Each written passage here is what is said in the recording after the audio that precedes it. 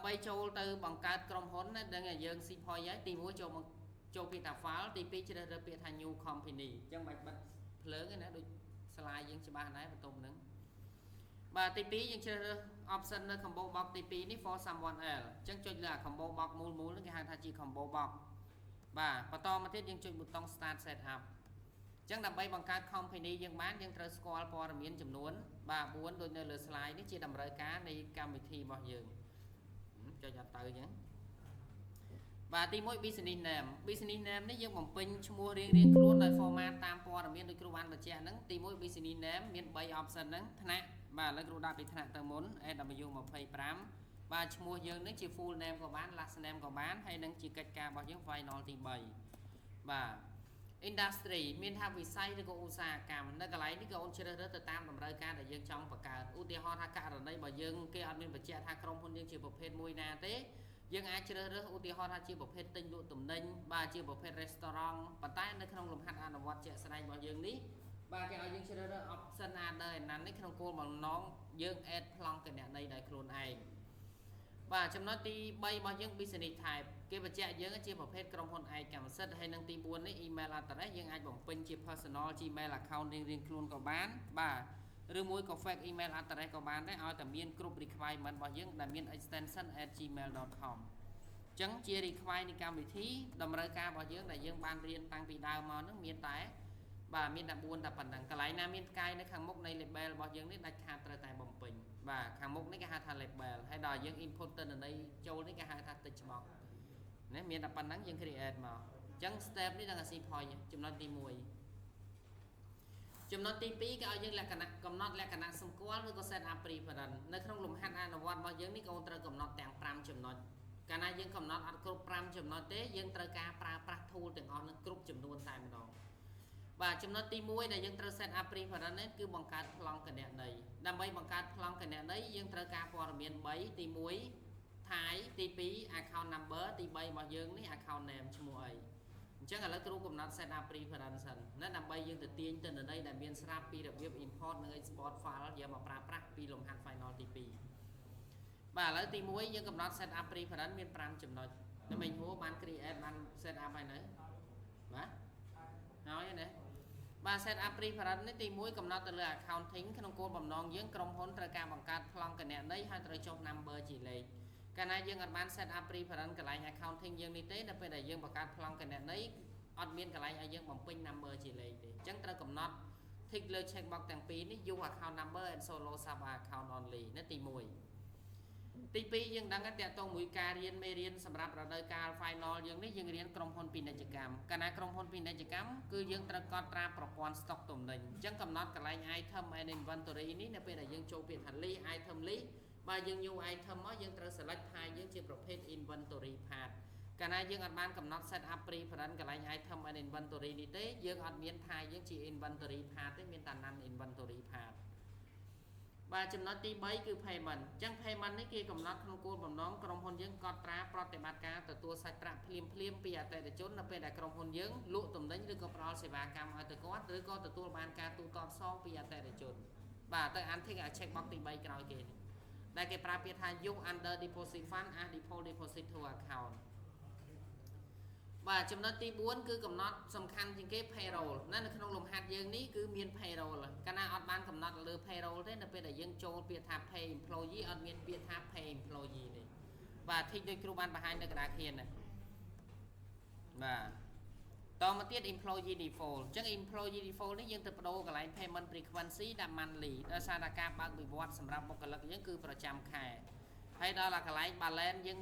ពេលដែល post transaction ចូលទៅក្នុង channel យើងឃើញគណនីដែលមាន balance 00ហ្នឹងដោយសារយើងអត់បានមក untick លើ check box 4បាទណាគ្រូកំណត់វាអស់សិនចាំចូលទៅដល់ចំណុចដែលយើងត្រូវរន្ធត់បាទ import និង export file ហើយនឹងចំណុច set up preference ចុងក្រោយតាក់ទងមួយ sales tax តាក់ទងមួយការកត់ត្រាប្រតិបត្តិការនៅពេលដែលក្រុមហ៊ុនយើងទិញទំនិញពីអ្នកផ្គត់ផ្គង់ហើយក្រុមហ៊ុនយើងបាទត្រូវ add ពន្ធបន្ថែម 10% នៅពេលដែលក្រុមហ៊ុនយើងលក់ទំនិញទៅឲ្យអតិថិជនណាគេប្រើពាក្យថា VAT output បាទតាក់ agent នេះយើងដាក់ភ្នំពេញតាក់ department តាក់ rate 10% អញ្ចឹងគ្រូសរសេរកាត់ TP តាក់ department បាទណាភ្នំពេញតានិផាតតែមិនហ្នឹងមានថាទីភ្នាក់ងារសារពើពុនណាតែប៉ុណ្ណឹងមកយើងចុចអូខេអូខេហើយ quick add បាទយើងអូខេបន្តទៅទៀតបាទកន្លែងនេះយើងអាន tick វាចេញអស់អញ្ចឹងទៅណា set up reference មាន5ចំណុចអញ្ចឹងអស់ហើយនៅក្នុងដំណើរការឬក៏ step ទី2នៃវិធានលំហាត់យើងមានប៉ុណ្ណឹង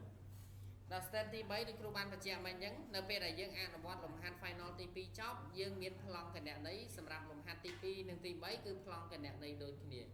យើងចង់បញ្ចូលទិន្នន័យនឹងវិញក៏បានឬមួយក៏យើងអត់ចង់បញ្ចូលទិន្នន័យនឹងទេយើងអាចទាញយកទិន្នន័យដែលមាននៅក្នុងក្រុមហ៊ុនចាស់យកមកបាទចូលនៅក្នុងក្រុមហ៊ុនថ្មីតែម្ដងអញ្ចឹងដើម្បីទាញយកនេះយើងចូលទៅប្លង់គណនេយ្យយើងអូនចូលទៅក្រុមហ៊ុនទី2បាទអញ្ចឹងយើង switch មកចូលពាក្យថា file ទី2ជ្រើសរើសពាក្យថា open previous company អញ្ចឹង switch ចូលទៅលំហាត់ final ទី2បាទឥឡូវ switch សិនមកគ្រូបង្ហាញពីរបៀបទាញយកទិន្នន័យហ្នឹងអញ្ចឹងចំពោះអ្នកដែលមានលំហាត់ទី2យើងចប់ហើយយើងអាចទាញយកទិន្នន័យដែលមានស្រាប់ពីលំហាត់ final ទី2មកអនុវត្តនៅលំហាត់ final ទី3បាទនេះចំពោះអ្នកដែលមានហើយបាទបើអ្នកអត់មានទេអានឹងយើងរៀបចំធ្លាក់ទៅបាទដោយសារអីហ្នឹងចាំ midterm មិនតាន់ submit final យើងមាន3លំហាត់50បន្ទុកបាទមិនđâuចាំណាបាទឃើញតែនឹងត្រូវហ្នឹងនេះទុកសិនទៅបាទស៊ីផុយហ្នឹងហ្នឹងគ្រូដាក់បន្ទុកហើយបាទបន្តមកទៀតចូល final 2យើងនៅមើលយើងចូល final ទី2យើងនៅមើលគ្រូដល់ final ទី2នេះថ្នាក់យើងថ្នាក់យើងធ្លាប់ create ហើយម្ដងឯហ្នឹងនេះ final ទី2អញ្ចឹងឥឡូវគ្រូចូលទៅ final ទី2ណា switch ទៅ final ទី2យើងហើយយើងទាញយកទិន្នន័យដែលមានស្រាប់ជាប្លង់គណនេយ្យអញ្ចឹងដើម្បីទាញយកទិន្នន័យដែលមានស្រាប់ជាប្លង់គណនេយ្យយើងឆែកមើលជាក់ស្ដែងទៅតើប្លង់គណនេយ្យយើងមានអីគេខ្លះអញ្ចឹងមើលផងតើប្លង់គណនេយ្យយើងមានអត់ណាប្រើ shortcut key control អក្សរ A ទៅជាប្លង់គណនេយ្យដែលយើងមាននៅក្នុងលំហាត់ final ទី2អញ្ចឹងដើម្បីទាញយកបាទទី1ចូលពាក្យថា file ទី2ជ្រើសរើសពាក្យថា utility ទី3ជ្រើសរើសពាក្យថា export file ដែលមាន extension IIF អញ្ចឹងឥឡូវឈរដូចគ្រូបានបង្ហាញលើក្តារខៀននេះទី1 file ទី2 utility ទី3យើងជ្រើសរើសពាក្យថា export អញ្ចឹង export នោះមានថានាំចេញសិនបាទនាំចេញ file នេះយើងឃើញនៅពាក្យដែលគ្រូចុចលើ slide យ៉ាងនេះបាទ list អញ្ចឹង list file ដែលមាន extension IIF file ហើយតម្រូវការដែលយើងត្រូវការយើងចង់បានតែប្លង់គណនេយ្យទេនៅក្នុងលំហាត់ទី2និងលំហាត់ទី3ដូចគ្នាតែប្លង់គណនេយ្យតែប៉ុណ្ណឹងអញ្ចឹងកាលណាដូចគ្នាតែប្លង់គណនេយ្យយើងអាចទាញទិន្នន័យនេះបាទ tick លើ check box ដែលយើងត្រូវការឆាតឲ្យ account អញ្ចឹង tick តែប៉ុណ្ណឹងបាទដូចគ្នាតែប៉ុណ្ណឹងទេក្រៅពីហ្នឹងយើងអត់មានត្រូវការអីទេបាទបន្តមកទៀតយើងចុចប៊ូតុង OK យើងមកយើងទៅរៀបចំនៅលើម៉ាស៊ីនយើងរៀងៗខ្លួនតាមម៉ាស៊ីនយើងឬក៏ប្លង់គណនេយ្យនេះយើងទុកនៅកន្លែងណាអញ្ចឹងទុកខ្លួនឯងលើត្រាយយើង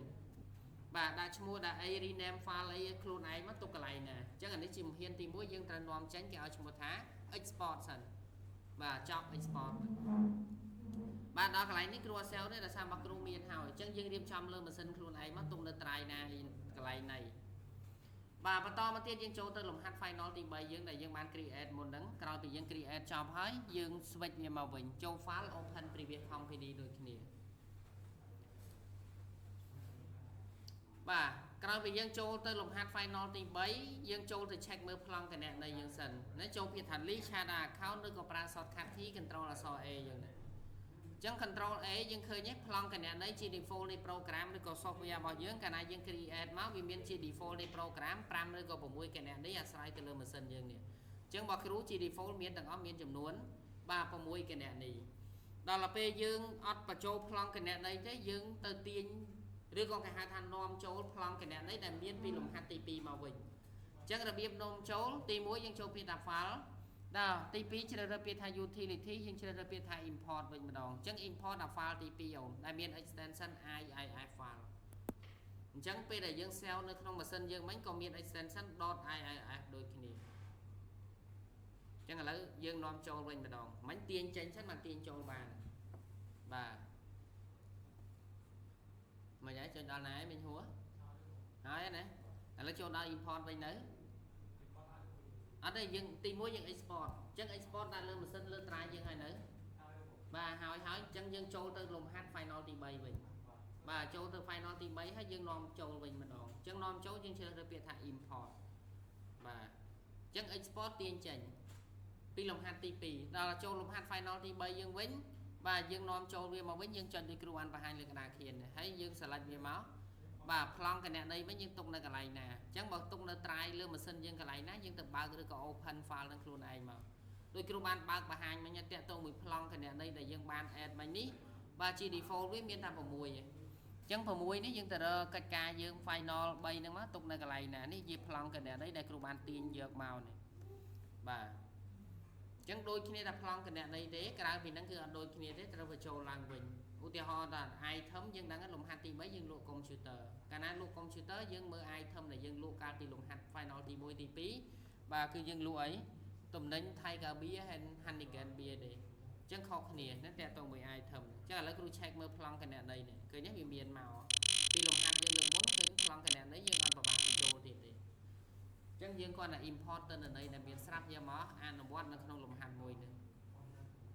và đây chỉ step tí 7 nếu không có thể lồng hạt được chẳng muốn đừng châu đó ca có tra prote bát ca chi vực cam bao dương dương tới cho long cắt 5 step này chẳng là lấy chop sao là mất thà chop đây body bố xong 5 step này và step tí 4 mày đã thuộc thấy